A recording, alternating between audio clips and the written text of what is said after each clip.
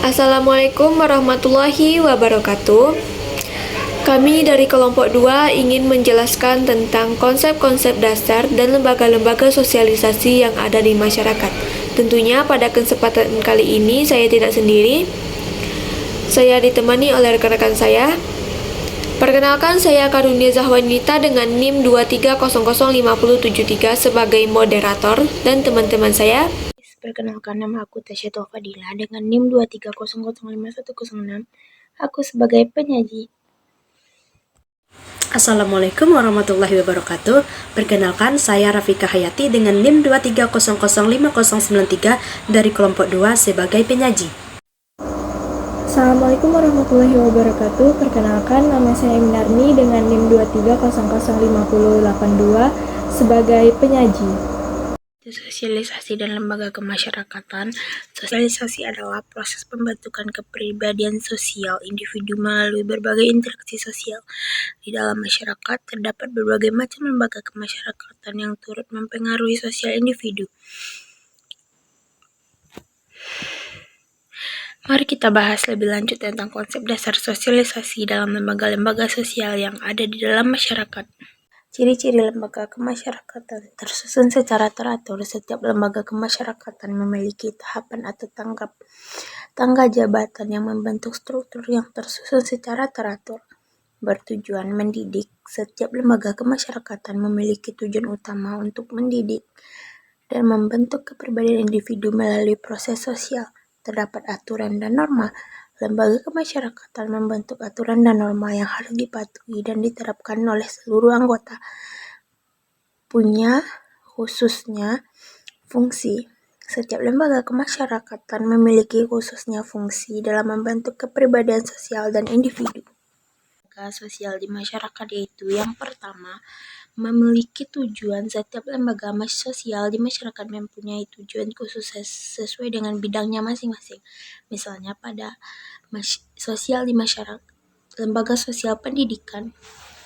Ciri-ciri yang kedua yaitu berumur panjang. Lembaga sosial dibentuk tumbuh dengan latar belakang yang panjang. Proses pembentukan lembaga sosial dilakukan dengan mempertimbangkan berbagai aspek dalam kehidupan.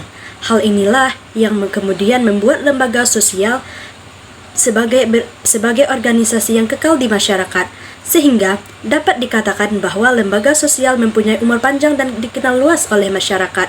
Misalnya, sekolah dasar yang menjadi lembaga sosial di bidang pendidikan yang keberadaannya sudah ada sejak zaman dahulu. Baik, yang ketiga adalah memiliki beragam perangkat. Lembaga sosial mempunyai identitas yang terdiri atas beragam perangkat di dalamnya. Misalnya adanya lambang, logo, bendera, dan lain sebagainya yang menggambarkan lembaga sosial tertentu. Perangkat ini berfungsi sebagai identitas yang menggambarkan tujuan dari lembaga sosial tersebut terbentuk. Selanjutnya, nomor 4, mempunyai norma. Setiap lembaga sosial mempunyai norma-norma yang terbentuk melalui proses panjang. Awalnya, norma ini hanya diberlakukan di dalam lingkungan lembaga itu saja, tetapi kemudian semakin meluas ke masyarakat. Kemudian norma ini dapat diterima dan diterapkan oleh masyarakat luas. Yaitu terstruktur. Dalam lembaga sosial terdapat beragam aturan yang mengikuti seluruh anggota, bahkan sampai masyarakat luas. Aturan nilai yang kemudian membuat lembaga sosial memiliki struktur yang baik. Ciri khas dari kegiatan operasional lembaga sosial yaitu tertib dan disiplinnya yang melibatkan masyarakat secara luas. Tipe-tipe lembaga kemasyarakatan. 1. Lembaga pendidikan, yaitu yang mempunyai fungsi untuk membentuk kepribadian sosial individu melalui pendidikan dan pengajian. Yang kedua, lembaga pekerjaan, yang berfungsi untuk membentuk kepribadian sosial individu melalui pengalaman dan kolega dengan lingkungan kerja.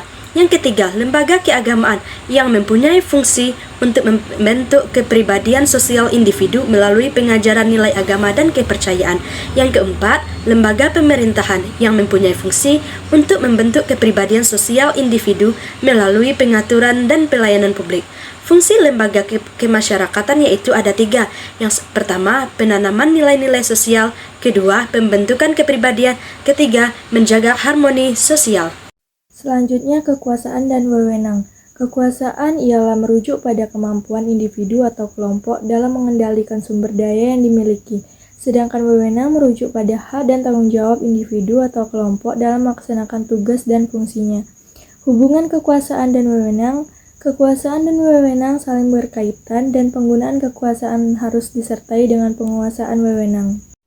Baiklah, dari penjelasan yang telah dijelaskan oleh rekan-rekan kita tadi, dapat disimpulkan bahwa jelas bahwa lembaga kemasyarakatan memegang peran yang sangat penting dalam pembentukan kepribadian sosial individu. Dan sebagai warga masyarakat, tentunya kita perlu memahami, menghargai keberadaan serta fungsi dari lembaga-lembaga. Thanks for watching. Please subscribe.